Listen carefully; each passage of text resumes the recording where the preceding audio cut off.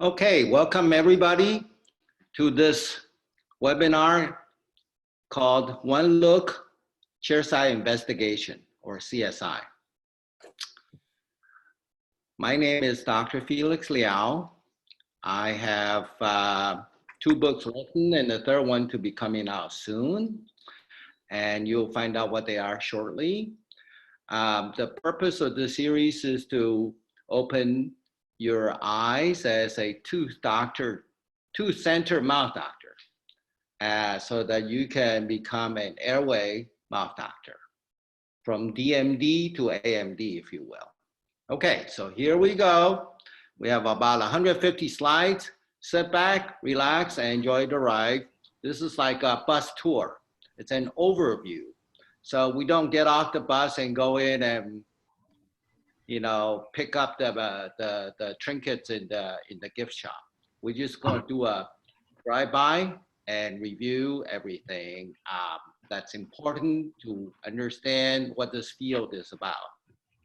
So I would just ask everybody to mute themselves, silence your phone, and minimize the background noise out of courtesy to everybody else.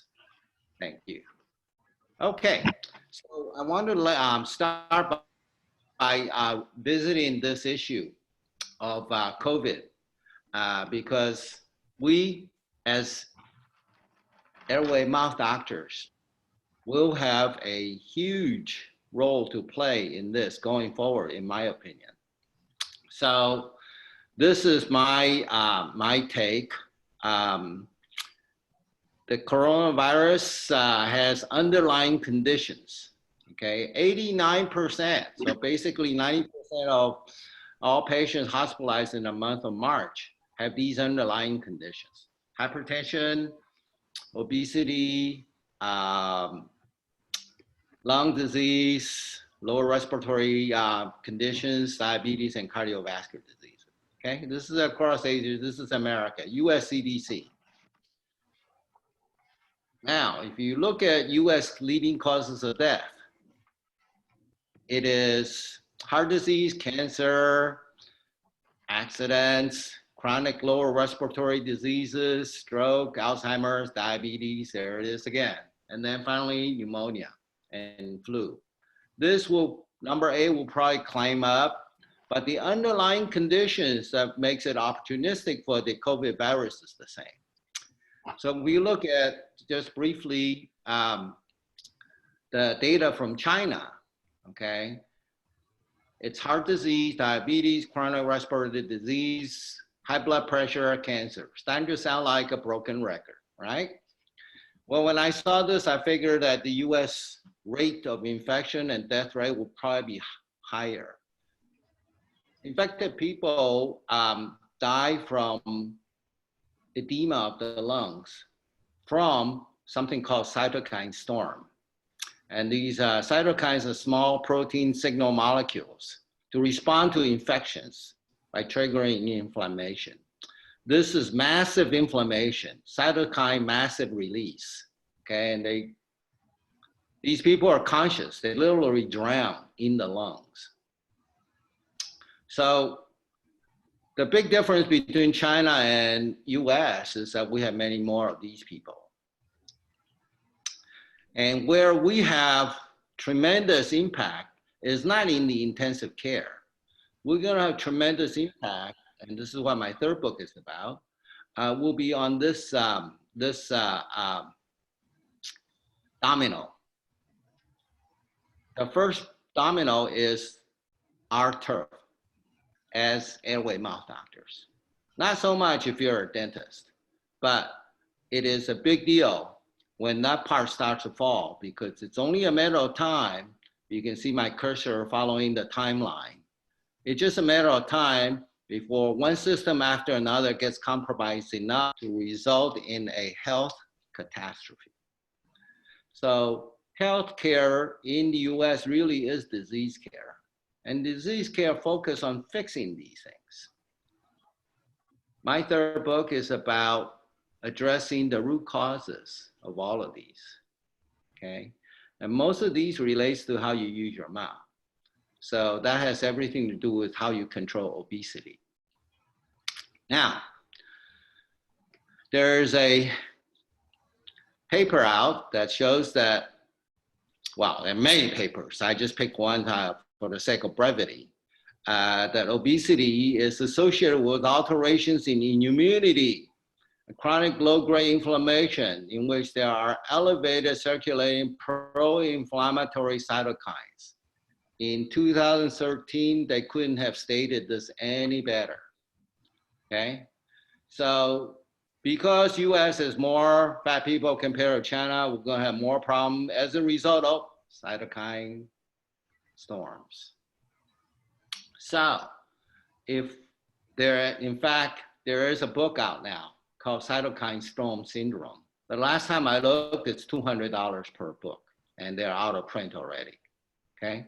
So this is a new phenomenon, just like AIDS was in the 1980s, all right? We are in a position as dentists turned mouth doctors to capitalize on preventive dentistry success. So all of you in the audience who are hygienists, kudos to you. I'm really proud of dental hygienist's role in the dental profession. And I think something akin to that is gonna make a huge difference in our way of battling this coronavirus on the proactive end, all right?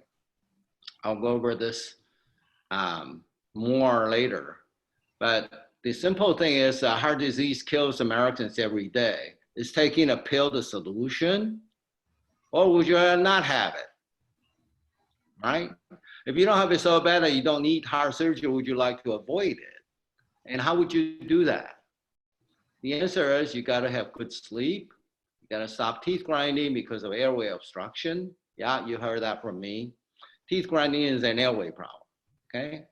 Then you gotta deal with your diet so that both of them can control inflammation from double chin and pot belly, all right? If we control this, the patient's ship won't be sunk by cytokine storm. If you look at TV's images of people who unfortunately die, and my heart goes out to them and their families, there's usually some kind of cranial mandibular obesity. There's usually a pot belly. It's just because their baseline inflammation is higher. So with that as a overriding context that we're in, we're going to be looking at how to grow new eyes so you can see clues in their mouth and what that matters, how that matters to whole body health, okay? So the game is very different now. We're not just gonna be looking at teeth and measuring millimeters of the pockets. We're gonna look at the whole person from head to feet. We're gonna look at their inside and their outside, okay? Every part of the body is connected to every other part. And we're gonna be looking at oral contributions to everything else listed here. All right, so this requires an open mind on your part. My job is to help you widen your viewfinder. Okay, we dentists have tunnel vision. We meet somebody at a party, what do we say? Oh, you got a nice smile. Well, you're gonna expand your field of view to way, way wider than that, okay? In my practice, I only see patients for phase 1 oral implant therapy now. I no longer pick up a handpiece to drill. My patient's relationship with me does not include a shot of Novocaine or a painkiller or antibiotics, none of the usual general dentistry stuff. I can stand, sit like a normal person in another office, not have to bend over a patient for a living. And all I do is listen to them come back and say, hey, this is amazing. How come nobody told me this? And I would tell them, because your dentist was trained as a tooth doctor by dental school. It's not their fault. This is a new era. And I compliment you for showing up here to listen to this. So here we go. I told you I would show you new eyes, grow you new eyes so that you can see. So here's the first clue. This is called Liao sign, okay? I see it so often that I decided it needs a name. And since I decided to name it after myself. It's a simple 4-letter word, L-I-A-O, okay? So let's look at that red arrow here. This red arrow points to an upper lip that drops straight down in profile. Or it may be curled, as you will see in the next picture later on. It might even be curled, okay? So this upper lip is a clue that the maxilla is underdeveloped. It did not grow forward enough, okay? So we all know that a child's face develops downward and it develops forward, okay? So when retruded maxilla is underdeveloped. So the jaws is underdeveloped, but the tongue is not, because the tongue has to be 100% functional at birth. So the tongue is never underdeveloped. In fact, tongue very often is oversized. And now you have a set of jaws that's underdeveloped. So you end up with an airway like this, okay? So how you read this color scale, for those of you who have never seen it, is that white is uniformly wide at 400 square millimeters, all the way up and down this tube. So this section of that patient is 400 square millimeters across, going down the respiratory pipeline. The more this color scale goes toward red, the more narrows it becomes, such that at the end of the red, at the start of black, it's 100 square millimeters. So this N is 1/4 of this N. So now that you know this, let's look at a real life patient who is a dentist, a DMD herself, turned AMD after she took a training with me. So she had not only Liao sign and an airway that's in the red zone, that means she's in trouble. We used an oral appliance that is a maxillary appliance, not a mandibular advancement, so that her AHI, and you'll find out what that is. Basically, it's a sleep test score. It dropped from 37 to 11 in 12 months, okay? So we are in a tremendous position to help patient out if you understand this. I want to give Dr. Dave Singh credit for teaching the concept of a functional space to me. The spaces in the body all serve a very important purpose. There's nothing wasted in the body, right? So zone 1 in this diagram is nasal cavity, the nasal passage, okay? Air enters from the nostrils, going through this chamber, and then it enters zone 2, which is retropalatal, okay? Medically, it's called nasal pharynx. You go further down the pipeline, it's zone 3, which is retroglossal. Medically, it's called the oral pharynx. And zone 4, of course, is where we work in the oral cavity, okay? For the airway to be effective, all 4 zones must be wide open. And airway mouth doctors are upper respiratory airway diagnosticians and craniofacial architects.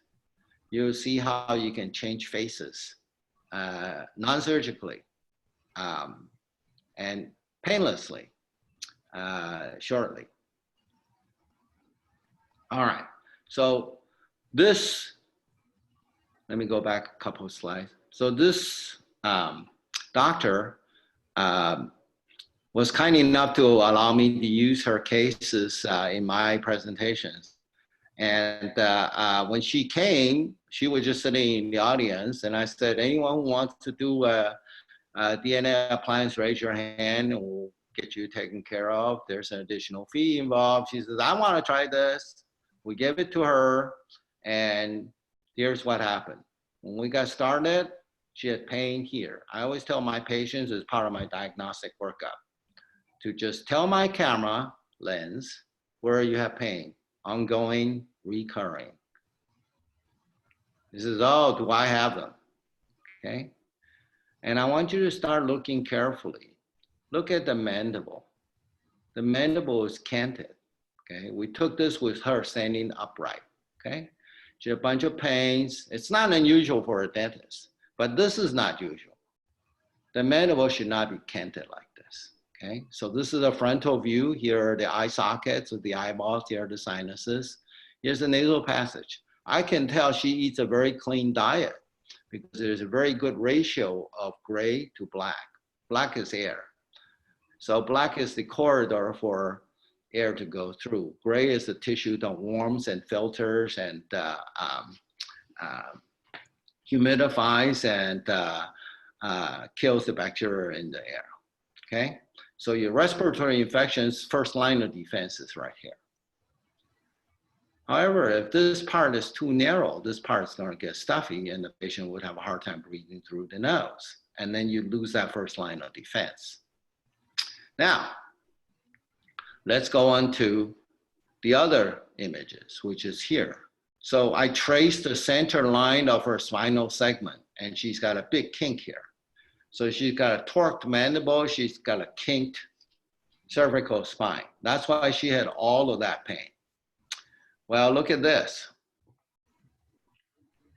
The two left images were what happened when she could raise her right arm. This is her dominant arm. This is her bread and butter earning arm for doing dentistry. She was a general dentist for 25 plus years. This was the highest she could raise it. 3 months later, this is what she could do. All right, so who would have thought? I certainly could not have, but I know that there's an oral contribution to this. What happened to her was that she was born with a torn rotator cuff injury, the way she was pulled out of the birth canal. No amount of physical therapy, chiropractics, and even surgery helped her. But there is an oral contribution to it, and you see how much here. Just 3 months, okay? We corrected her malocclusion, and this got so much better. And that's not all. After she started her oral appliance therapy, she lost over 110 pounds. And she's holding.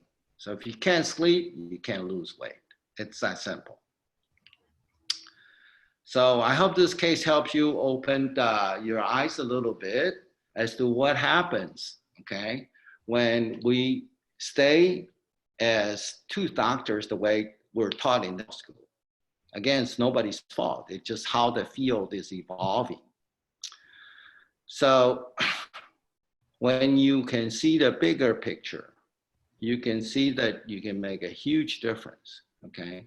So the discovery is not about finding anything new, it's about seeing with new eyes. Okay, what I find is that this condition called impaired mouth syndrome, which you will see shortly, is a overlap between the medical world and the dental world. So when you go to your medical doctor's office, how often do you get asked, well, what's your dental history like? All right, in dental office, we ask their medical symptoms, but I don't do anything with it. We just say, okay, I'm glad you're on heart medication or antidepressants. Let's go do the dental work just the same. All right, very rarely does any interaction take place. Well, that's all gonna be different when the patient falls into this no man's land between the medical world and the dental world. So this is a seminar series, and one day I cannot turn you from a DMD into an AMD. This is a whole series of seminars that covers the epigenetic principles of oral sleep appliances and more COVID relevance. And there are sleep bruxing. It's one frame in a movie called Airway. TMJ simplified, nasal obstruction, mouth breathing, thyroid adrenals. All of these things are going to be covered. You need all of this thing, okay, to become a competent airway mouth doctor. This is where my seminar is way, way different from the other seminars out there. Number one, I am more whole health oriented. You can see many of these things are not gonna be more of the dental school stuff. It's not gonna be mandibular advancement. You're gonna learn to become a real airway mouth doctor. Like I said, this is an overview and we're doing a bus tour. So let me just show you how the mouth is big in your whole body health. A homunculus is the number of neurons devoted to each part of the body, okay? And you can see that the greatest number of neurons devoted are hands, mouth, and head. Everything else is minor, okay, in comparison. So we are hardwired for the hand-to-mouth existence. This is in the interest of survival. So if we only paint ourselves as cosmetic dentists, we are not taking our rightful place in the body's organizational chart. So let me just give you a quick example of this. When your patient grinds their teeth, their blood pressure could surge by 20 to 25%. I don't know about you. I would rather not have 20 to 25% surge in my blood pressure, nor would your medical doctor, okay? And I would rather not lose my enamel to bruxing. And you'll see that bruxing is a much bigger problem. And this is not an isolated study, okay?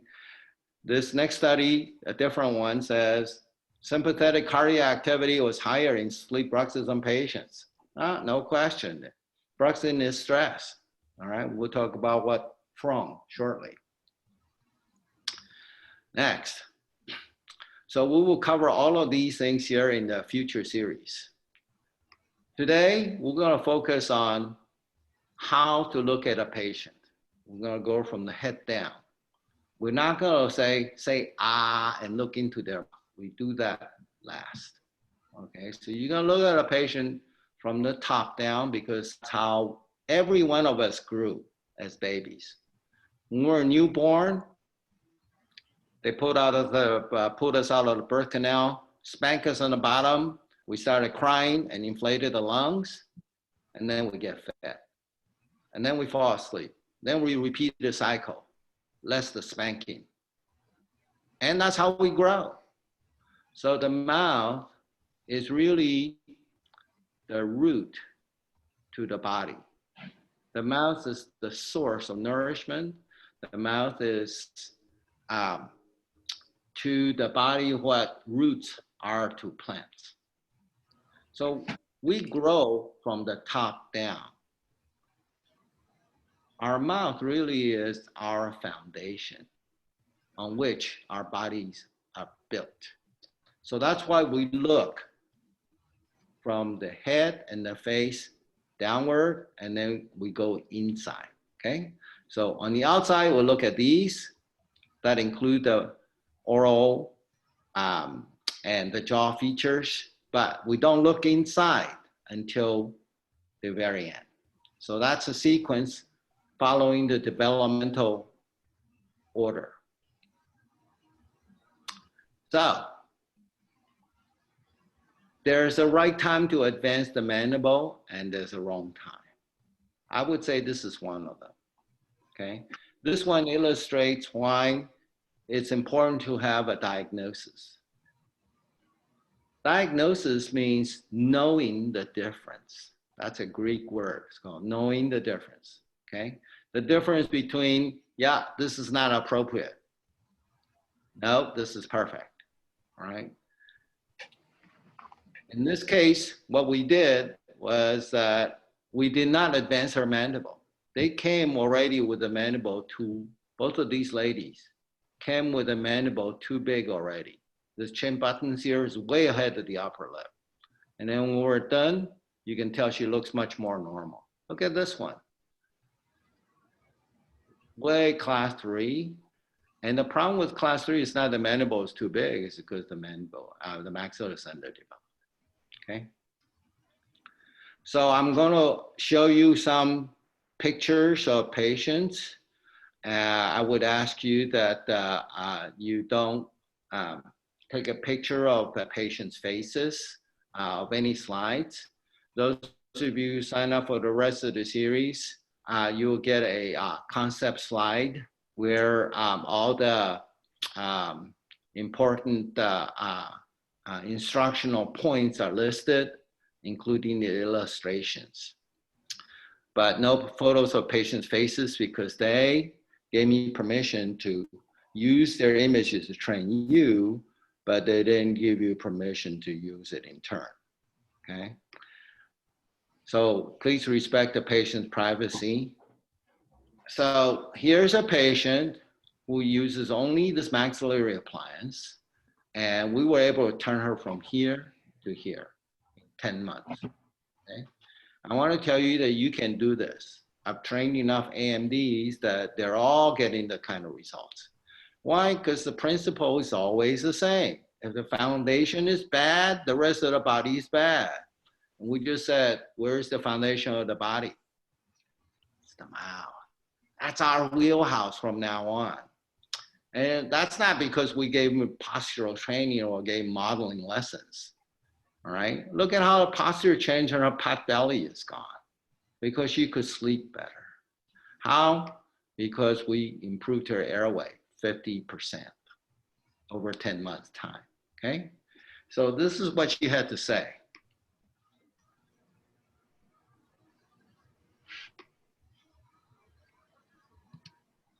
Hi, my name is Stacy Kaufman. I'm a patient of Dr. Liao's, and I give him permission to share this information with his patients and other doctors, anyone that this might help. I have been seeing Dr. Liao for 3 months, and I have been wearing this upper appliance, which is a DNA appliance. And at first, I was not very excited about wearing this, but I have grown to actually love this thing and rely on it because it is helping me improve my health. Some of my health benefits that I have noticed and my partner, Joe Kauchi, has noticed are that I am sleeping through the night. I'm actually dreaming dreams, vivid dreams every single night, and I wake up feeling refreshed. I also can concentrate more during the day, and I have great energy throughout the day, including the afternoon. So this has been nothing but a positive thing for me, and it's only 3 months into the game, and I'm very excited to see the end result. Dr. Liao has also taught me how to breathe through my nose. I no longer have to use any of my steroid medications, my Sudafed, my Allegra, any of those. I no longer get sinus infections. I no longer feel the need to breathe through my mouth to get air. That panic feeling is just gone. It's no longer within me. I feel a lot more comfortable breathing through my nose and just being able to relax on a daily basis. Right. Well, thank you, Stacey, for sharing this. You're welcome. You had a recent flying experience? Yes. Thank you. Okay. I did fly to California and back, and I had a layover in Colorado. Normally, when I go on a plane trip, I have to prepare. I have to take Sudafed and Afrin that morning of the flight, or an hour before I fly, and during the flight. And I usually typically will get sinus infections after I fly. But this time, all I used were my earplugs. I used no oral medications or any nose sprays, and I noticed a huge difference. I didn't have the pain that I normally have when we're descending. I'm normally holding both sides of my neck in pain like that. And I just sat there very calmly. I'm like, wow, this is unbelievable. This is like affecting this part of my life too. I no longer have to have anxiety about flying and the pain that comes with it. So this has been nothing but a positive experience for me. I was highly skeptical going in, but all of that is gone. I'm seeing, you know, I can feel and see my upper jaw getting bigger. It's making room for my tongue to lay. My tongue is no longer jammed back in my throat. It has a home now. So this has just been one of the best things I've ever done. I wish I would have learned this, you know, when I was 20. I still have doctors trying to tell me to get rid of my deviated septum to do that surgery. And that's no longer an issue for me. So Dr. Liao has resolved that issue for me as well. So I'm very happy, and I recommend this to anyone that has a similar thing going on that I do, the small jaw, you know, going through braces. And, you know, back when I had braces, they didn't have all the technology they have now. So, you know, Dr. Liao is expanding my jaw, opening up what they had closed in my teenage years, which I didn't think was possible. I'm turning 40 tomorrow, and I feel like I'm like 16. I feel great. Thank you. So thank you, Dr. Liao. Keep up the good work. You're very welcome. Good luck to everyone else. All right. Thank you. Thank you. So you can see that this is a rewarding type of practice. It is very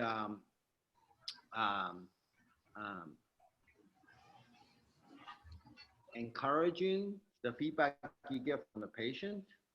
So I would invite you to join the small but growing number of airway mouth doctors, because the maxilla and the mandibles are huge in the body's organizational chart. So here's a quick example. If you look at my cursor in the middle of the slide, during the development, the neural tube cells in the fourth week will become eventually the brain, the spinal cord, the central nervous system, and the pituitary gland. And guess what? You know, 4 front teeth on the maxilla and the premaxilla bone around it.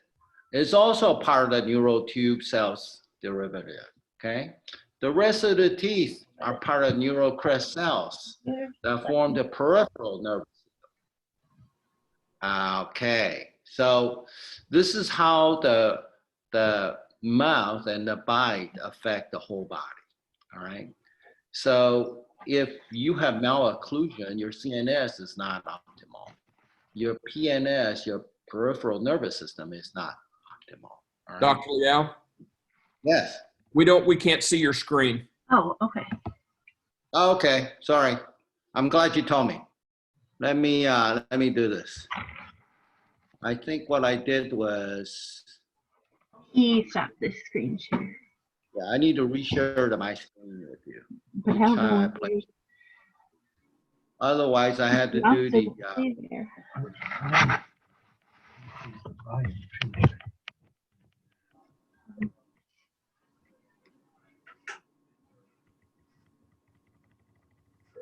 Yeah, 100%.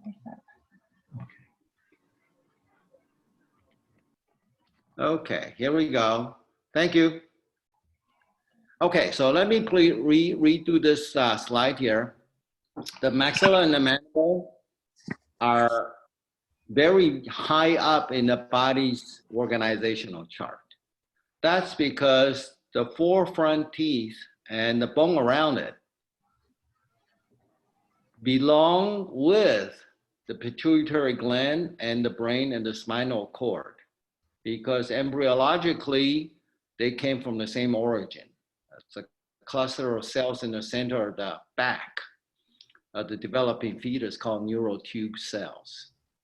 The neural crest cells around the neural tube periphery eventually form the peripheral nervous system that includes all the proprioceptors like Golgi apparatus, like proscenium corpuscles, like the periodontal ligament sensor that tells us what the texture of the food is, all right? And then all the hormones and all the glands and all the entire endocrine system, and then the rest of the dental system except for the enamel, all right? So make no mistake that a mouth doctor is also a neurologist, not just an airway or sleep doctor. Okay, what we do affects people in a huge way that you can tell from the previous testimonial. So with that, let me turn to the maxilla. The maxilla has a very unique feature. It's got the nasal passage going through it, okay, and the sinuses embedded in the hollow of the maxilla, okay? So in the organizational chart, it's more important than the mandible. When you go into the sleep apnea arena with just the mandibular advancement in your toolkit, it's like entering a boxing ring with your dominant hand tied behind your back. The maxilla is the dominant arch because the mandible is the mobile one that goes to match it. If the maxilla is too small, the mandible can only what? Retrude. And anytime the mandible retrudes, it's a problem, okay? I want you to also notice here that the floor of the orbit is the rooftop of the maxilla. This is the important point, a little detail, diagnostic detail to remember going forward. So people who have good, well-developed maxilla, they have very high cheekbone. They have strong zygomatic attachment right here and here. And you will see that in the next slide. These are called Dr. Price's natives. This is Dr. Price, who was a very smart cookie, a Harvard graduate. He went around the world looking at looking for people with perfect cranial, facial, mandibular development, and he found them. And he studied their nutrition. And he said nutrition is the basis for having this wide arches, no crowding, high cheekbones, and obviously they're radiant, right? So what's their secret? And why don't we have it? So he wrote this monumental book that those of you who have interest, I highly recommend that you read. It's called Nutrition and Physical Degeneration. And here's a summary of it. You have not just straight teeth, but wide dental arches. This is the key, okay? You can have straight teeth in an orthodontic extraction case, and it will be a disaster, okay? So straight teeth by themselves do not count, but you have the wide dental arches. And when you have that as a foundation, then everything else works.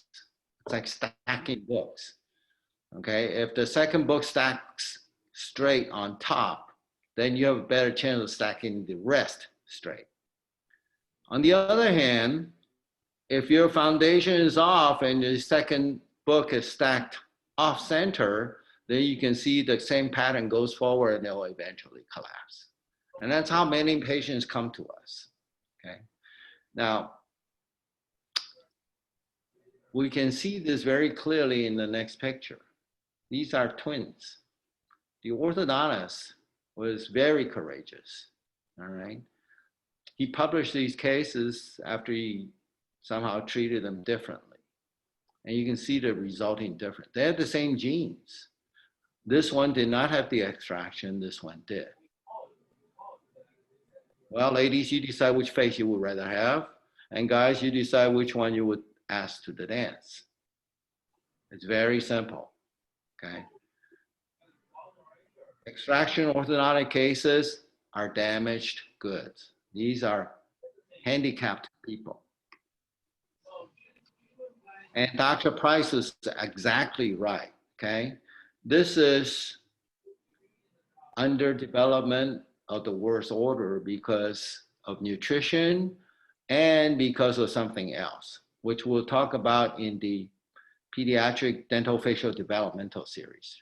Right now, I just want to tell you as an overview that this is what we get in America, and uncorrected, this patient will have all the issues related to the right half of this chart. A regulated chiropractor, okay? Even this one with a straight, orthodontically straight teeth, she would still be a regular at the chiropractor's office or orthopedist's office.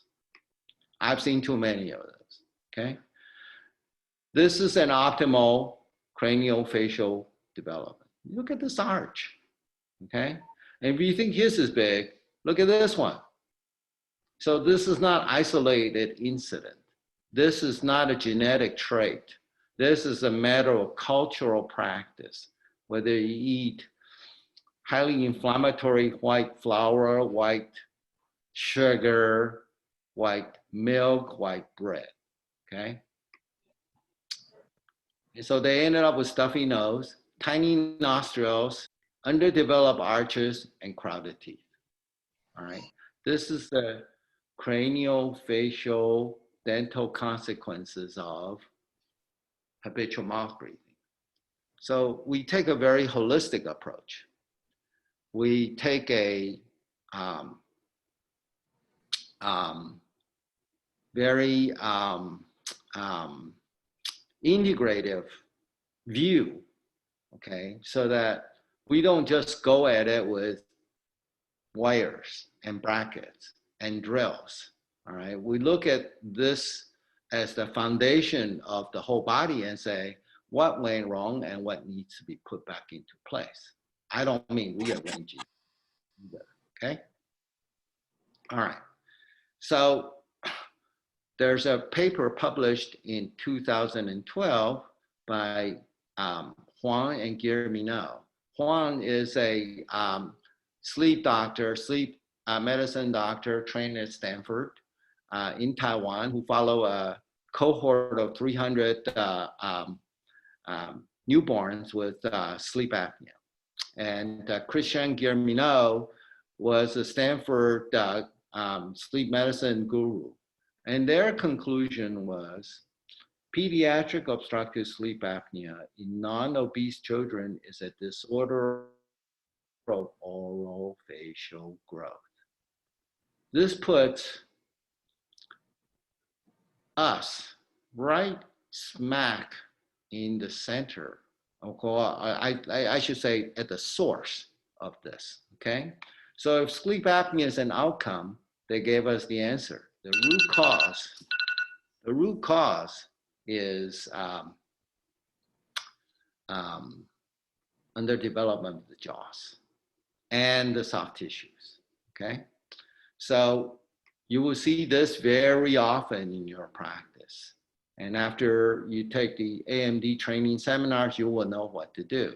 But here you're trying to grow new eyes, is recognize the problem, okay?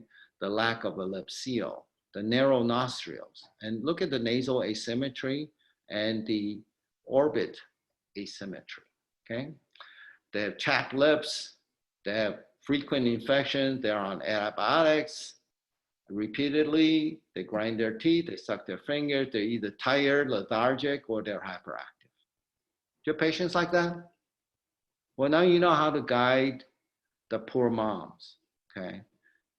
They need so much help. Nobody's giving it to them. Well, you will see your place in the body's organizational chart at the end of this.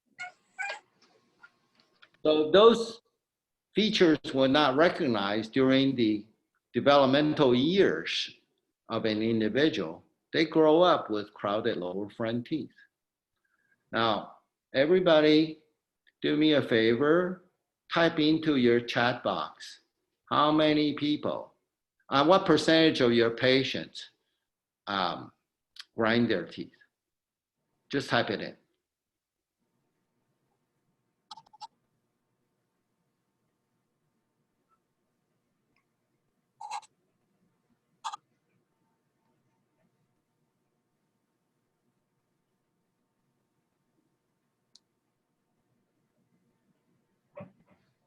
Okay, this is high, 80, 75, 90, yes, okay? So this is a very common problem. How about the percentage of patients with crowded lower anteriors? Not counting those people who had orthodontics, like those people who didn't have orthodontics, but including those people who had orthodontics and still relapse. Just type it in. Yeah, it's still a very high number, okay?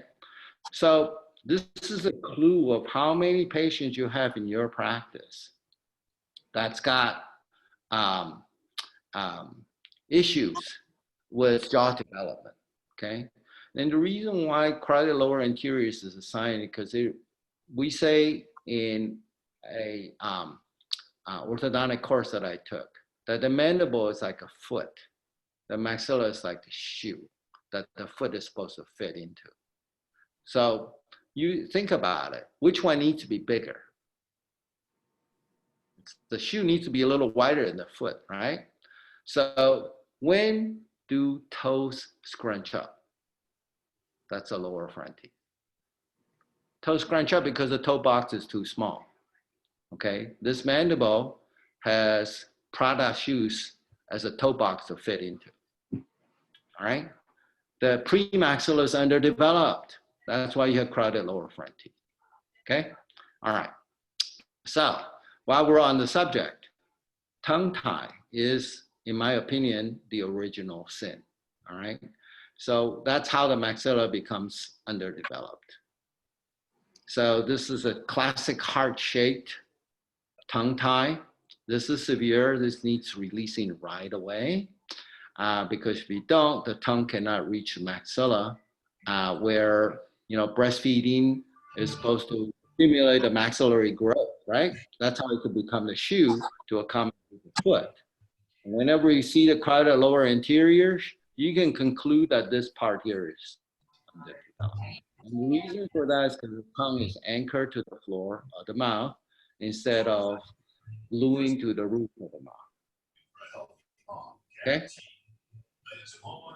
So this is one of our attendees' own experience. And if you want to share the story, feel free to unmute yourself. If not, we understand. All right. So she experienced so much relief that even the numbness in her hand went away. All right. She had come to consult with me. She's a dentist in the greater Metro DC area.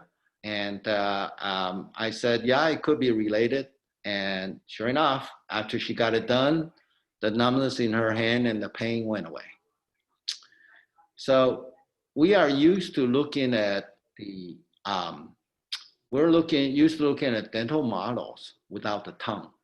I want you to start looking at the tongue to imagine how the tongue is going to fit in between here, to see how these lower front teeth are dealing with the tongue or not. So I can almost see that the tongue is resting right on the lingual surface here. Okay? All right. So now, when the tongue doesn't fit in there, you're going to have this problem. Okay? This tongue is going to be too crowded into the airway because the spaces between the maxilla and mandible is too small.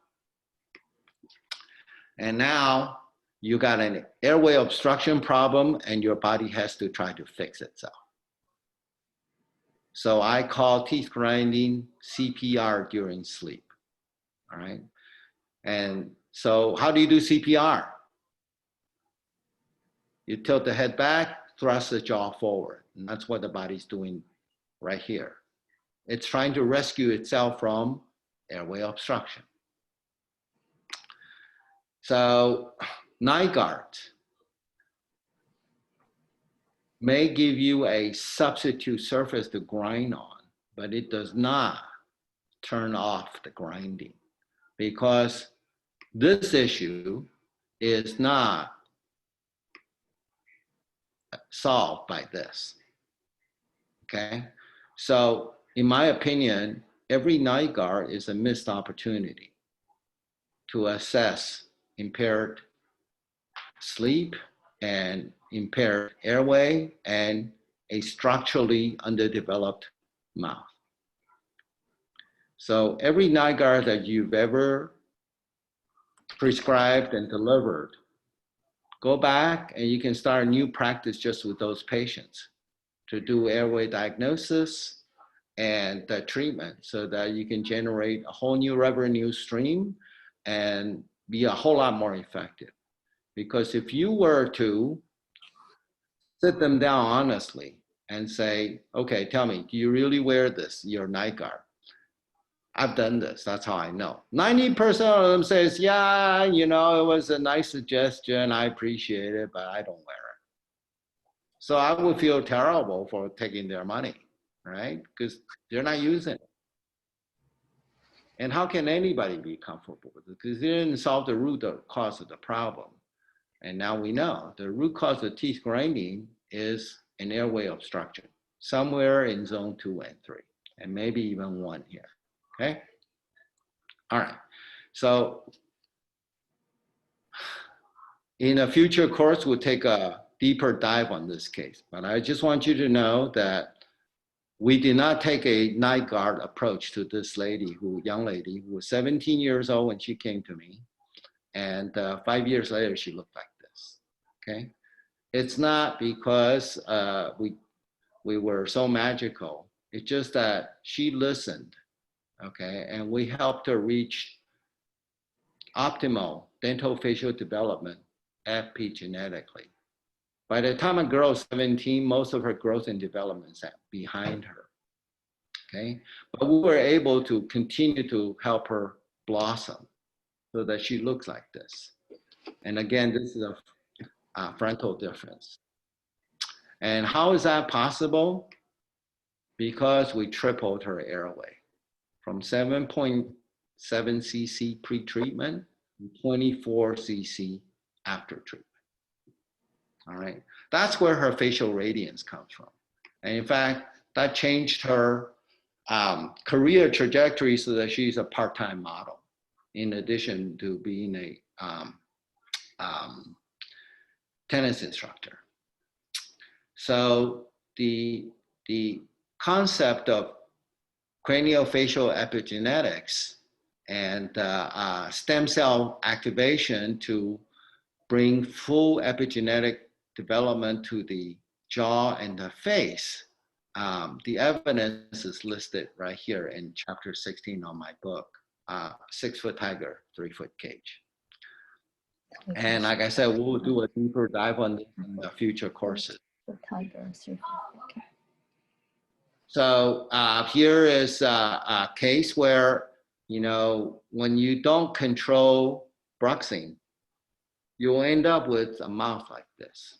So this patient, dentist called me in and say, will you take a look at this tooth? She broke my bridge for the 3rd time here.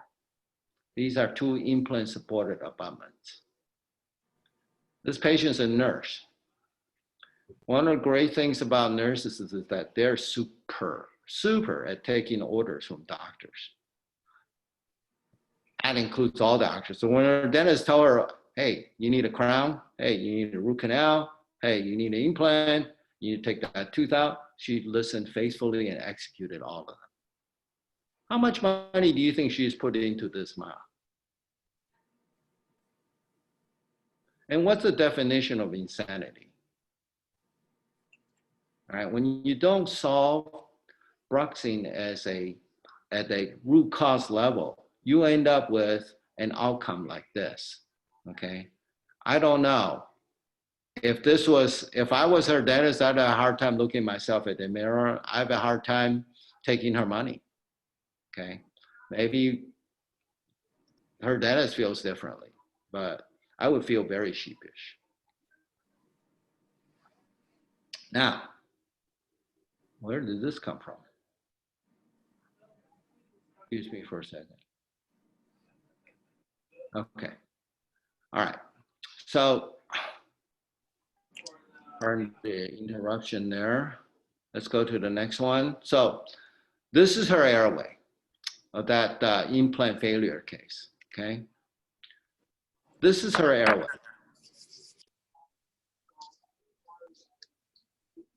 Through all this dentistry, the airway was never looked at. All right, that's evolving to become substandard now. In this day and age of cone beam diagnostics, there's no excuse anymore. So this dentist would have a hard time defending himself or herself in the lawsuit.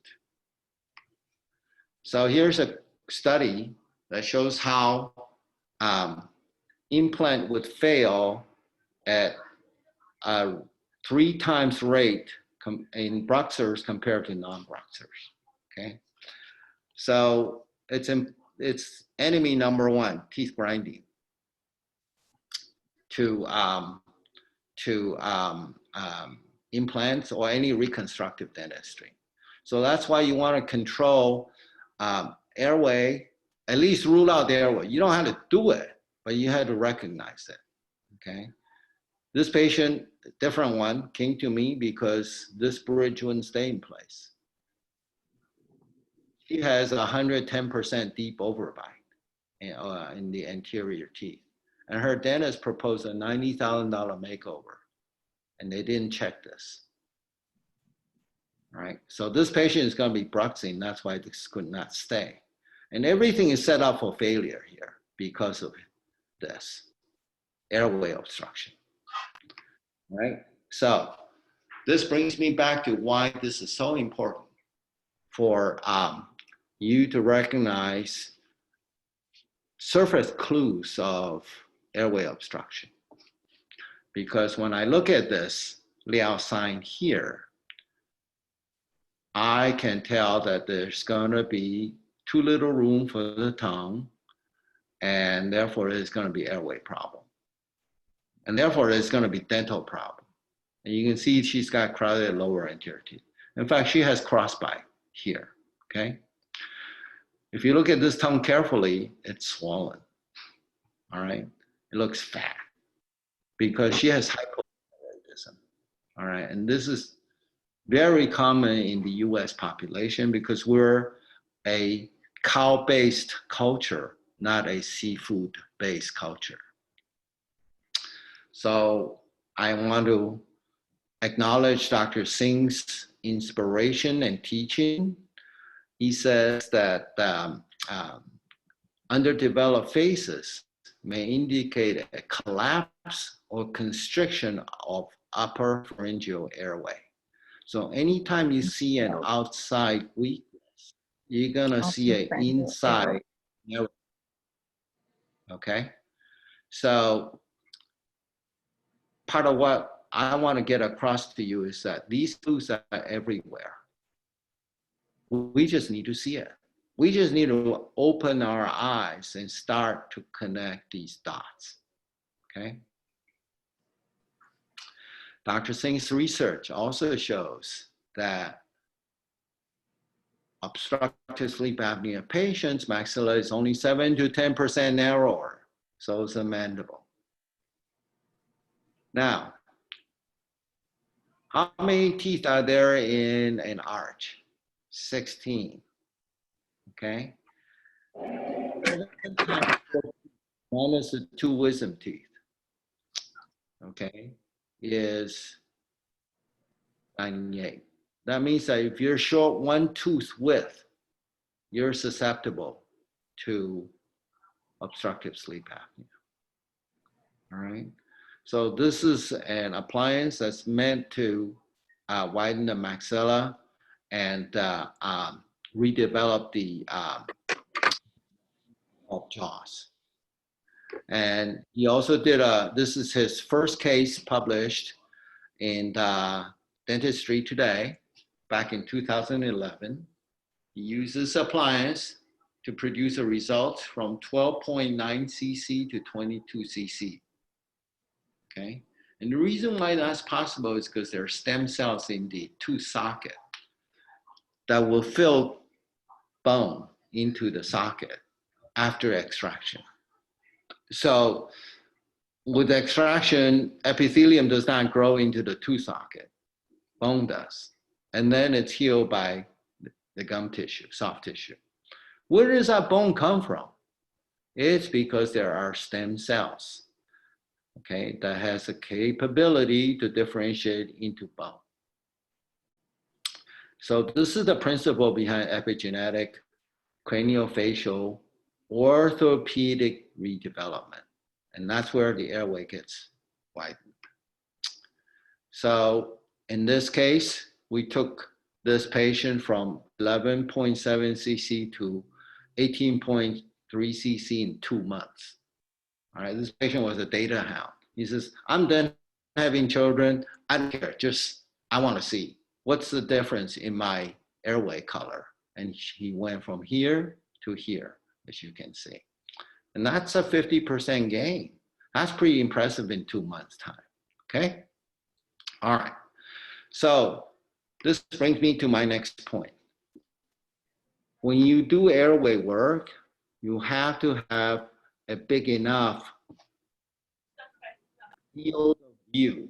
That's what FOV stands for, field of view, to cover from the glabella, which is the spot between the eyebrows, sometimes called the third eye.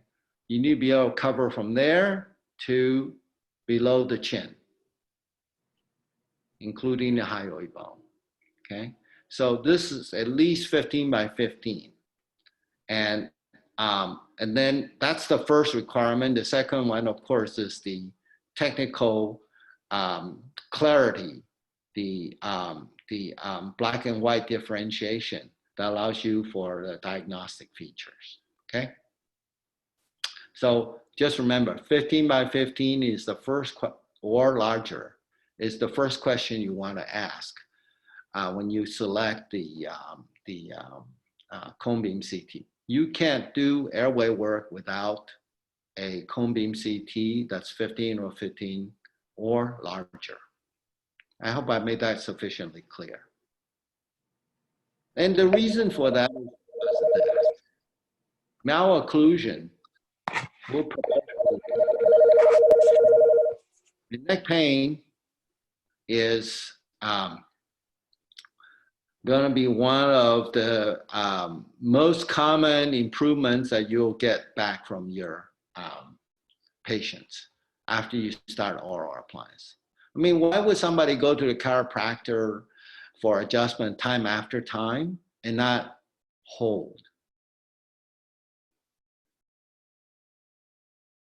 The chiropractor can't be that bad. Otherwise, he can't graduate. So if he puts the cervical vertebrae back into place, why would they go out again? All right. Part of my experience tells me that very often it's the malocclusion that is throwing off the neck. Okay. And the dental midline in this case and the cervical midlines are way off. All right. So the malocclusion has is a perpetuating factor in cervical pain in many cases. So I don't treat cervical pain. I treat the oral contribution to cervical pain. And very often it is 100%, okay? And so you can see from these images that you need a 15 by 15 or else you're not gonna be able to capture these. Very important, very relevant information. And why is this relevant? Why? I mean, we're mouth doctors, all right? Let's say that you are willing to expand your field of view so that you can see the whole mouth. Why is the neck an issue for you? Well, here's one.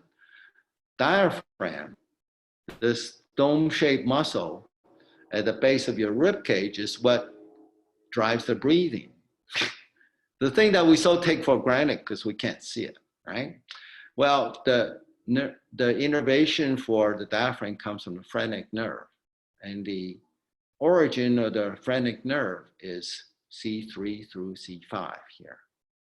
So malocclusion knock off C3 through C5, and now the patient has dysfunction. vaginal breathing. What if you treat a malocclusion and in collaboration with the chiropractor, put the neck back? How would that affect this? Are we connecting the dots here? Okay. So,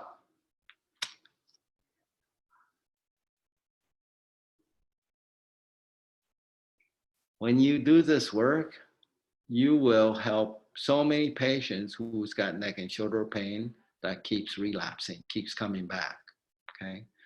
You would control their sleep bruxism, okay? One of my points here is you must do what I call ABC before D. So dental implants is a revenue generator. It's sexy, it's exciting. Yeah, I get it, but do you want to risk failure? Because, you know, when you fail a root canal, you can say there's implants. When you fail implants, what are you going to resort to? Well, I know what a patient is going to resort to. They want their money back and then some, okay? Because now they're in trouble. So you have to control what I call ABC: alignment, breathing, circulation, all right? You have to control all of these things here before you do dentistry. Just like you had to go from the top down in your evaluation before you look at the teeth. We look at this, and that's part of our diagnostic workup. Why does it matter? Okay, because they did a study in Japan. They took out the occlusion on the right side. They just took a drill with the dog anesthesia and they just took off the occlusal surface of the lower right molars, such that only the left side could occlude. Look what happened to the dog. It couldn't sit straight. It couldn't stand straight. It becomes lame, contralateral side. Now, why is this relevant? Well, in a dental office, we have lots of patients with back pain, right? Oh, they can't get comfortable in your perfectly orthopedically contoured chairs. Why? Okay, there's very strong reason why. This is a bicuspid extraction victim. Okay, they're not patients, they're victims. They have 4 bicuspid amputation that contributed to this. Okay, so the proof is in the pudding. If my hypothesis is correct, by reopening the extraction space, could I relieve this pain? Again, I'm not treating the pain here, I'm treating the mouth. Okay? So this is what he has to say. And let me see if I can get this to play for you. I might have to switch to resharing the screen again. So just bear with me. I just want you to hear the first part of his testimonial. And we only use his maxillary appliance. There's no mandibular appliance in this case so far.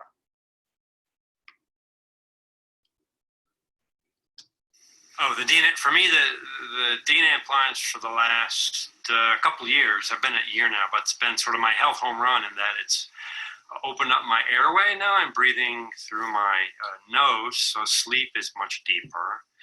And then that's got my jaw corrected, so now my posture, my whole spinal alignment has improved. So just more comfortable. So I'm noticing every few weeks they're working out. The back is better, the hip gets better. You know, little things that I didn't know were correctable or issues now are much better. So yeah. So I think I appreciate you sharing your experience with us. Okay, so pick up those appliances there and just hold it toward the. Okay, so let me reshare this.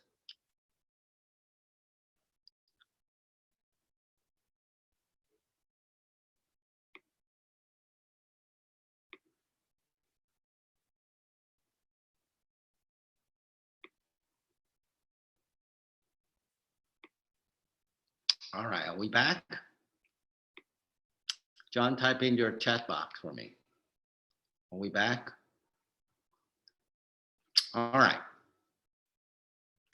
So now you can see that we would never look at just a panoramic x-ray and start doing teeth. We need to look at the whole person, particularly the airway, so that we can treat this patient correctly. Because the mouth just does not. The mouth is much more than teeth, okay? The mouth is a gateway into the body. It participates in all of these functions: alignment, breathing, circulation, digestion, energy, and sleep. Right now, we're just gonna talk about the structural part, the ABC and the S, okay? I define holistic mouth as one that is structurally fit to support whole body health through these functions.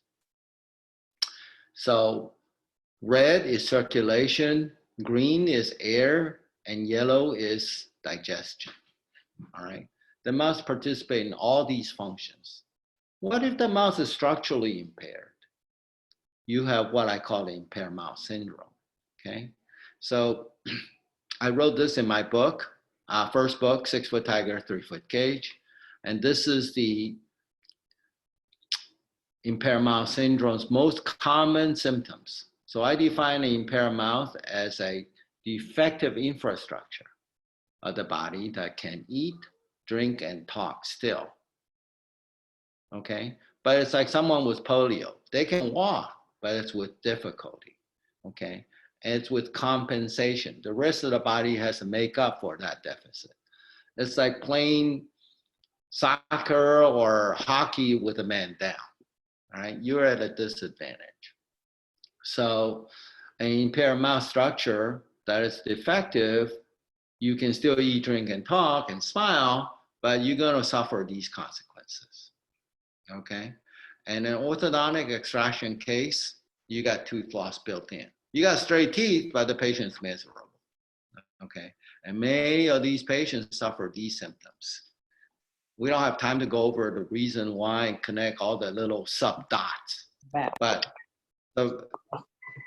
trust me that this is the most common. Well, very well, very well. I thought this was going to take longer. No, me too. No, just like that. This is a good neat addition. Okay, someone has not muted herself. Whoever just spoke. Thank you.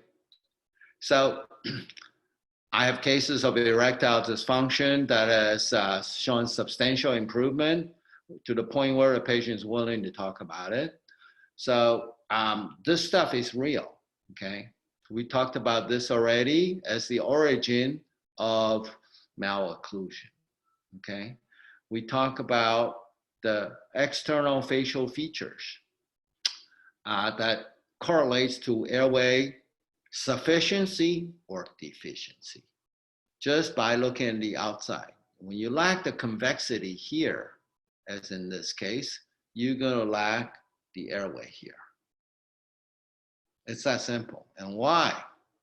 So what I did was I superimposed the soft tissue on the hard tissue, okay? So here's the soft tissue draping over the hard tissue.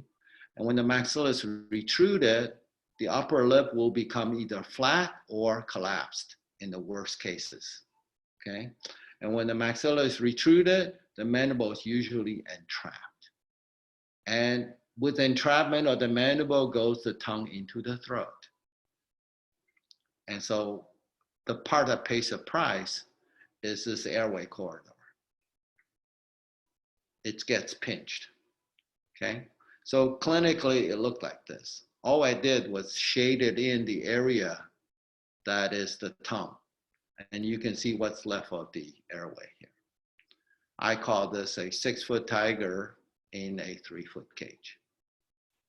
So what? Well, medicine has just in 1993, I recognized this thing and put sleep apnea on the map with this paper by William DeMent out of Stanford in the Journal of American Medical Association. And the paper is called, "It's Time to Wake Up, America," in which he says high blood pressure cardiovascular disease led to parade of symptoms. And then diabetes, obesity. Again, these are all the same factors. What? In the COVID cytokine storm deaths. Okay? So we have a part to play in helping our dental patients when we recognize sleep apnea symptoms and suggest treatment for them as an underlying contributor to this COVID death, all right, going forward. You're gonna have lower immunity because you got poor sleep. You're gonna have depression and anxiety because your brain doesn't have enough oxygen and it's not gonna function. It's gonna go senile on you, okay? You're gonna age prematurely, you're gonna have chronic pain, you're gonna have daytime sleepiness, you're gonna get in a car accident. And you're gonna grind your teeth. There's nothing good about this. Everything bad, okay? If you do have sleep apnea, it's medically diagnosed with a sleep test. And so if you have 30 events per hour or more, it's considered severe. If it's 30 or less, it's considered oral appliances indicated. All right. So let's just take a little break here and not have to be paying so much attention and just experience what it's like to have a apnea episode. Okay. Apnea by definition is absence of breathing for 10 seconds or longer. So what I want you to do is pinch your nose and zip your lips so that no air comes in and go out. Let's start now. I'm gonna count to 11.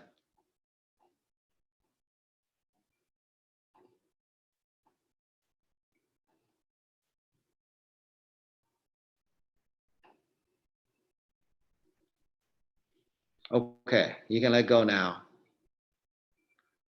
You just experienced an apnea episode as defined by American Academy of Sleep Medicine. Can you imagine having that 30 times an hour? How are you gonna get any rest? Okay, so that's what a sleep apnea is. So this is what CPAP looks like. It's considered a gold standard, but some dentists who specialize in mandibular advancement call it a gold-plated standard because it's rejected by 2/3 of the patients or more. And it doesn't fix pain. And it doesn't bring glow to the face. This is what one of my new patients looked like. She says she had to spend so much time get ready to go to sleep, okay? Because of her craniofacial obesity, this turkey waddle here. She needed to put this collar there to extend her neck so that she could breathe, okay? It's sad, all right? My heart goes out to these people. They suffer so much. This is a 27-year-old lady who's been on depression medication for 20 years. She is overweight, she is fatigued. Her holistic psychiatrist referred her to me. And I gave her this appliance, and this is what she said in 1 week's time, okay? She didn't have to rip her mask off her face during sleep, and she could breathe better during the day. 1 week. You can see how much of a difference we can make, okay? This is her tongue. This is what inspired me to come up with that title. I mean, look at this tongue. There's no wonder that she had to struggle with her health. And speaking of tongues, if your tongue so completely block your mouth, take up the space in your mouth that you can't see the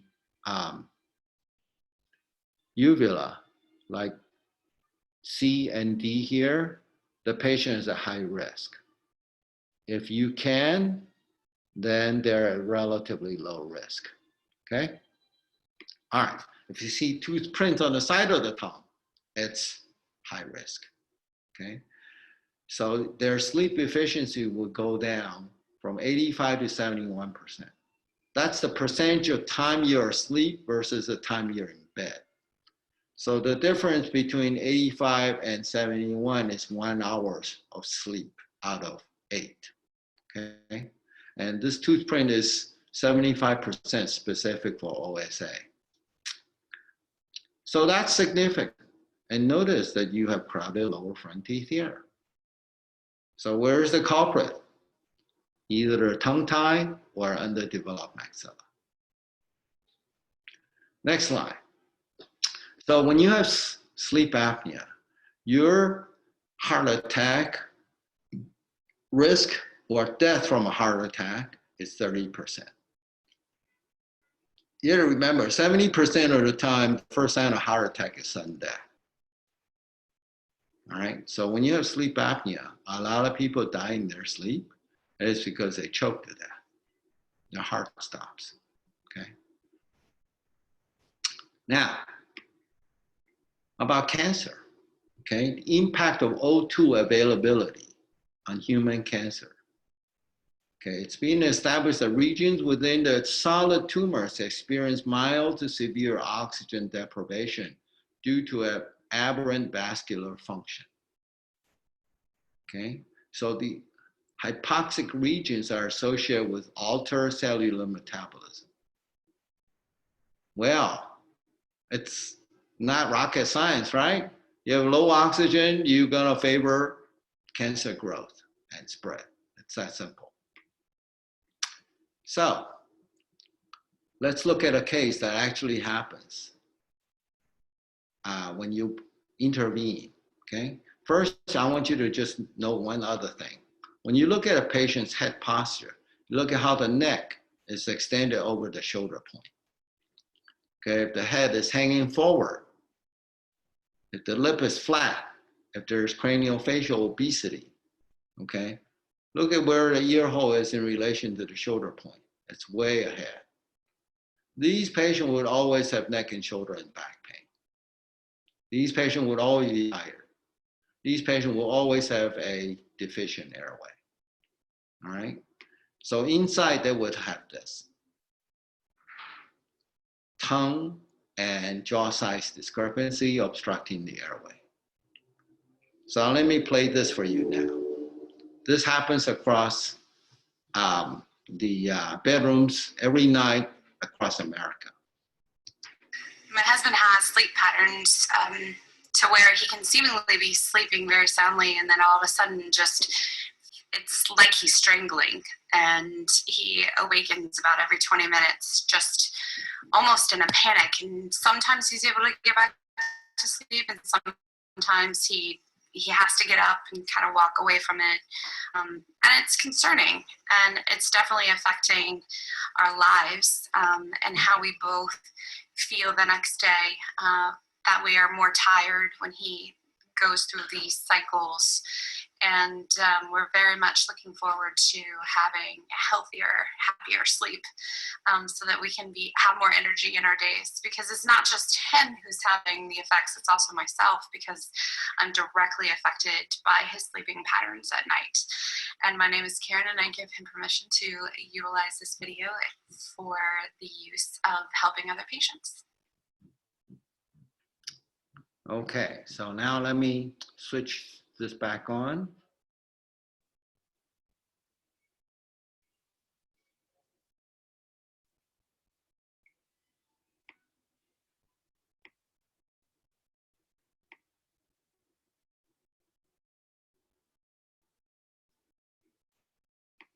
Sorry, I clicked the wrong selection. Here we go. This one. Nothing like performing under pressure. All right, so now this happens across the United States, like I said, in many, many bedrooms, okay? This is our husband.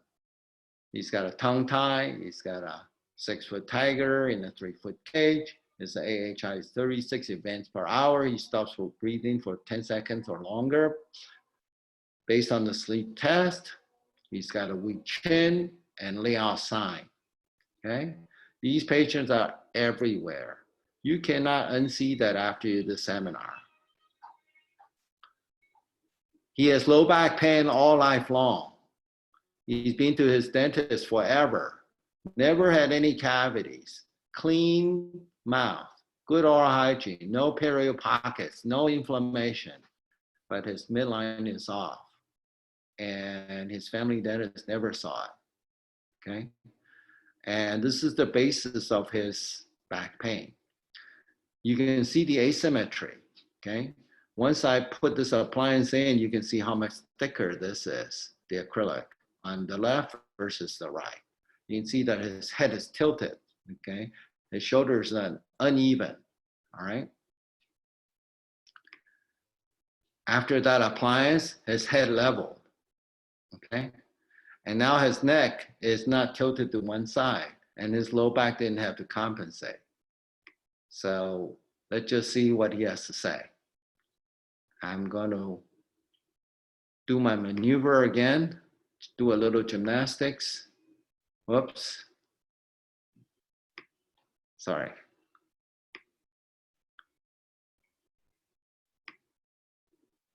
This is the one I need to click. Hi, my name is Dave, and I've been using Dr. Liao's oral appliance for 3.5 months. I came to Dr. Liao. I've been suffering from back pain for most of my life. I've been to many chiropractors, nutrition specialists, and so forth, and I never really seen any kind of real relief. But now, with using this appliance, top and bottom, for 3.5 months, my mouth has expanded quite a bit. My lower teeth are no longer crowded. My airway has opened up at least, I think the last CT scan we did, the updated one, was about 70% improvement. My lower back pain is almost non-existent. So I give permission for Dr. Liao to use this video for future patients and for other doctors. Thanks. Who would have thought that a dentist acting as a mouth doctor could make that kind of a difference? Again, I never touch his back. I did remove the oral contribution. I made a structurally impaired mouth one that becomes holistic to support whole body health, and that's what he became. Okay, so this is his airway difference. We took him from 11.7 to 18.3 cc 2 months later. And all we did was use an appliance like this. I think I'll skip over the next testimonial. That was him 6 months later. Basically, everything went away. And you can see his head is level, okay? So many patients look to treat their symptoms, maybe including yourself, with no success, okay? Trying to find solutions at a root cause level becomes such a struggle, okay? Because nobody sees a square wheel in the mouth, malocclusion, narrow obstructed airway, okay? Like this patient here. She's a 67-year-old retired librarian. Before we did her treatment, look at her lips, pencil thin. After this, you can see that the lips have real estate for lipsticks now, okay? So it's the same person, same face, same lips. It's just a better version of herself. Again, in the interest of time, I'm gonna skip over her testimonials. I just wanna show you that she become level and square, and her neck function is back, okay? And you can do this on yourself. In my experience, 90% of the patients of the dentists, I'm sorry, who trained with me need help with their airway, just like their patients in their practice. So here's what I did for myself, acting on Dr. Singh's teaching. This is an expander. Here's a key. You put in the gear, you push in the direction of the arrow. It's a quarter turn equals 1 millimeter. You do that once a week. 4 weeks or 1 month later, you get 1 millimeter. 4 months later, you get this much wider. So this is how you grow bone in the jaws for adults. They used to think that in people after their puberty years, you don't get any more growth. That's not true. That's what epigenetics means, that you can, on top of genes, post-puberty development, continue to develop the stem cells that are latent inside the periodontal sockets, in the TMJ, and in the circummaxillary sutures. So this was myself, my own case. Pre-treatment, I was class 2 because my maxilla was too small. And I had an airway of 13.1 cc from the top of C2 to the base of C3. And with the narrowest zone in the reddish black region, I was in trouble. I was a snorer and I was a severe teeth grinder. Well, after that, epigenetic oral appliance treatment, my airway became 28.2 cc. I become more class 1 in profile, not completely yet, but my airway more than doubled. And my sleep test shows that my AHI dropped from 23 to 6. Okay, and this is the score here. So 5 is considered no sleep apnea at all, which is not bad for someone who is on this side of 65. So here's another patient who came to me and said, I have a new girlfriend. I'd rather sleep with her than my CPAP. Can I try your oral appliance? So CPAP intolerance is another indication for oral appliance. And that's acknowledged by the American Academy of Sleep Medicine. So after this diagnostic workup, which is in the future seminar series, I determined that this is the best course of treatment for him. This is a face mask that is attached by this rubber band to this upper appliance. It serves to nudge the maxilla to signal it to grow forward, okay? And look what we did for his airway. He had a 2.2 cc airway. It was all black. 5 years later, it became 31. So we had a tremendous redevelopment of his 3-foot cage. And this, Dr. Singh presented this case at the International Conference of Otolaryngologists and ENT Surgeons. It was very well received. So this brings me near the end here. I want to just quickly show you how we occupy the first domino, okay?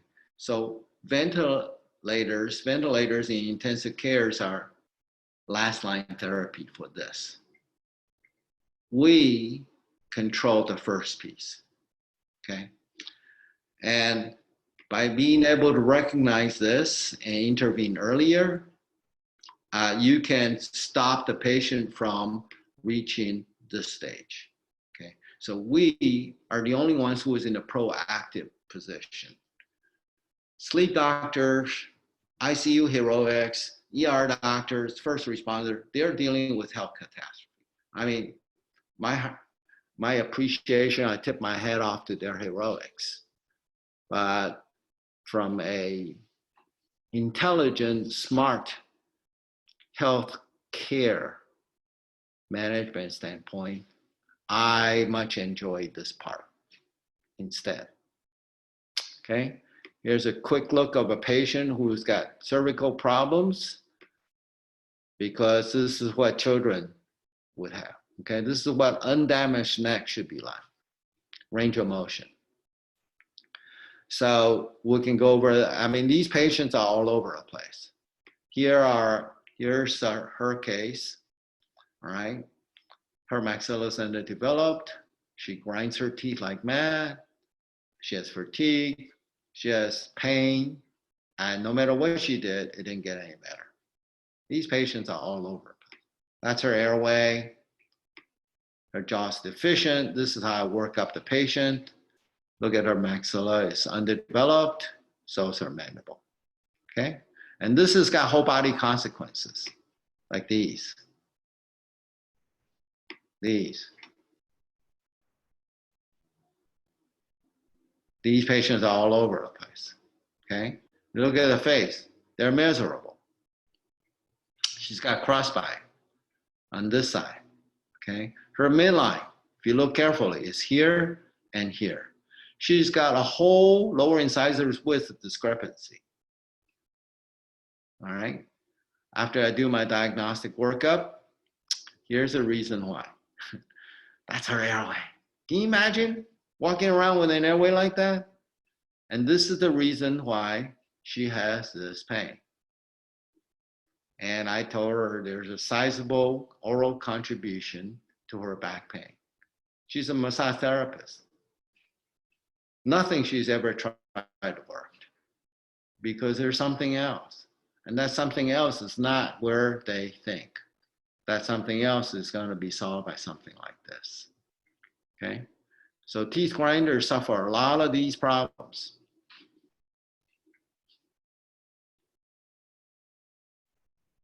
Many of them are medical, and nobody pays attention to them. Nobody connects the dots. So I'm gonna just, in closing, tell you about the tongue. The tongue is a huge clue, okay? So the title of the book is called 6-Foot Tiger, 3-Foot Cage, okay? What about the tiger, okay? Well, this tongue is swollen because of mucin. Mucin is basically intercellular goo, okay?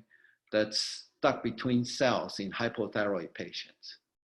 So I can tell, looking in the mouth, that this is a hypothyroid tongue. Before I look into the mouth, if I could see the calf, I can tell this is not a hypothyroid calf. This is a hypothyroid calf.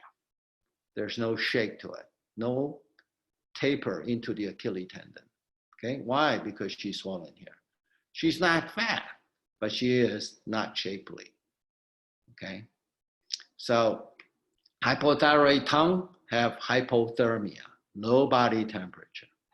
And when your body temperature is decreased by 1 degree, your immune system dropped by 36%, and your enzymes activity decreased by 50%.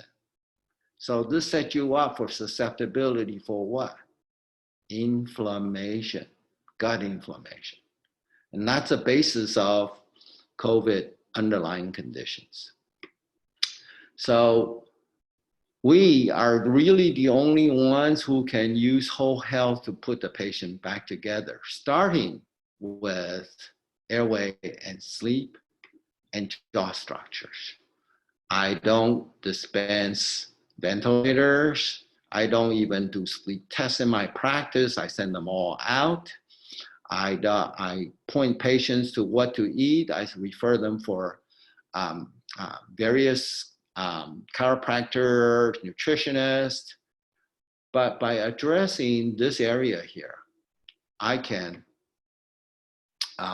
help the patients reach many areas that other doctors can't reach. Okay, so I once took a quick poll. I asked my patients when I was still doing general dentistry, what are their greatest fears when they get older?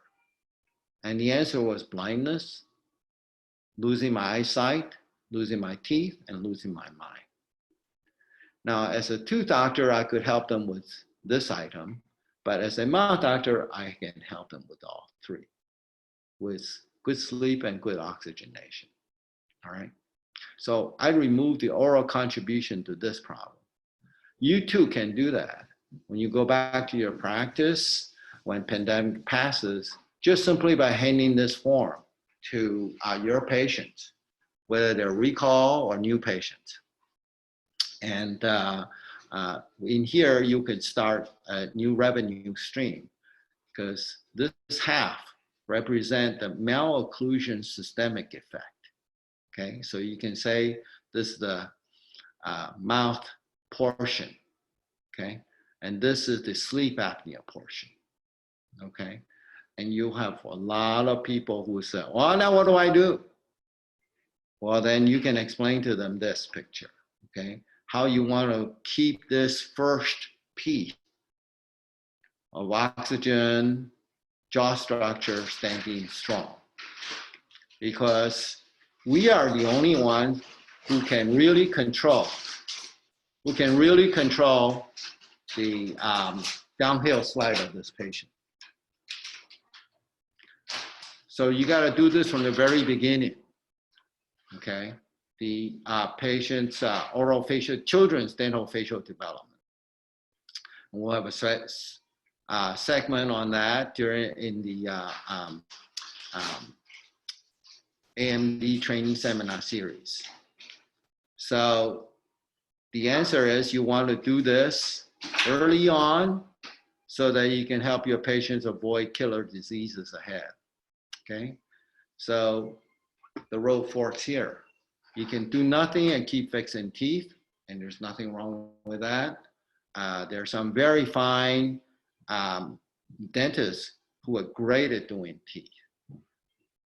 Or you can say, you know, I've been there, I've done that, I like to do something more. You can become an AMD to change lives in an amazing way. And the satisfaction is so much greater in my experience as an AMD, because there's no pain involved and there's only joy. The only requirement is you must know how to do diagnosis. You must know how to integrate the mouth into whole body health, okay?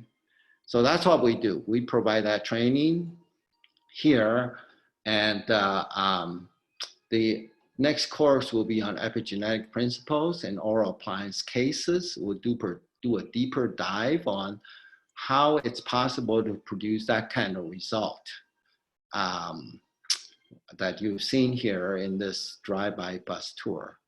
And then we'll go and see everything else that you need to put together in order to deliver this appliance, design it, and then get it done, okay, for your patients. And a lot of people want to do it for themselves as well. And so this is my last slide. I think I'm doing pretty well for such a long lecture. I appreciate your interest and your attendance. Here's how you can reach me. And the next step is the AMD. This should be 10. This is the 100 series. So AMD 100 series. So you just took 101 and then there's 102, like I said here, and 103 and 104. If you decide that you want to get an appliance done, you can contact me and I will request your certain diagnostic information such as what you've seen, and then we can go from there, okay? For those of you who are already, who have already completed AMD training with me, we have a seminar called AMD 401, how to generate revenues online during the pandemic, okay? And just contact me here if you're interested.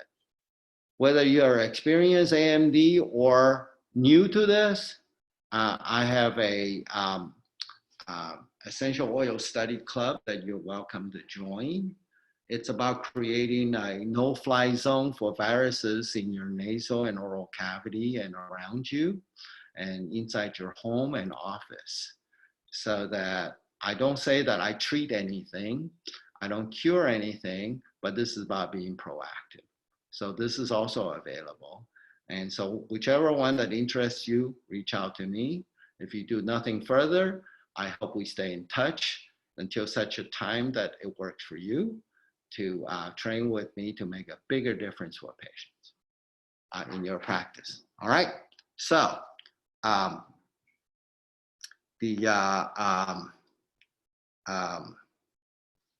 this concludes the AMD 101 today. I'm open to questions, and thank you for your interest and your attention. You've been more than wonderful in terms of observing the mute mode as a courtesy to everybody in attendance. So with that, I'm open to questions. You can unmute yourself if you like, or you can type the questions into the chat box. Is everybody good?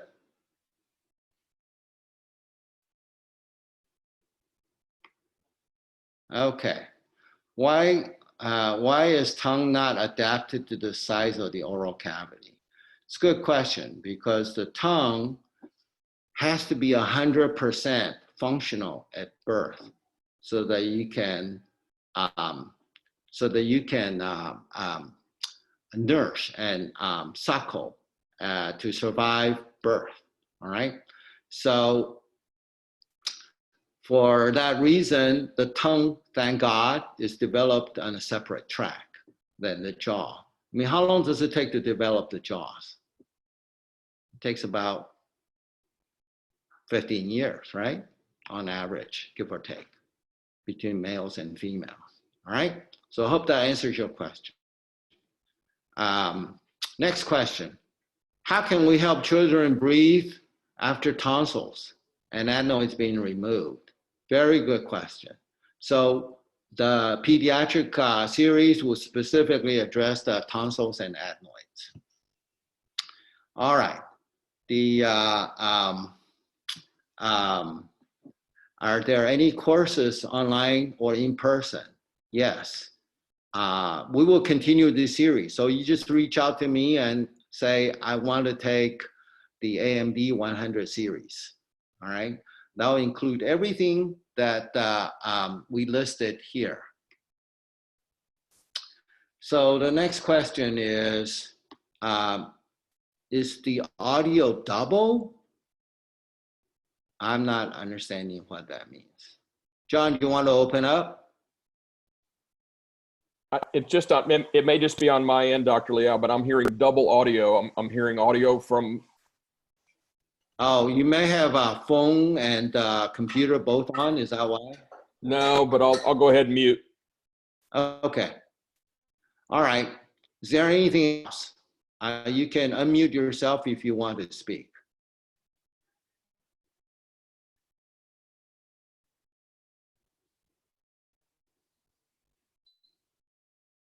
All right. Well, in that case, I appreciate everybody's interest, and feel free to reach out to me. I'll leave this here for a little longer, whether it's by texting, by a phone call, or by email. You're all welcome.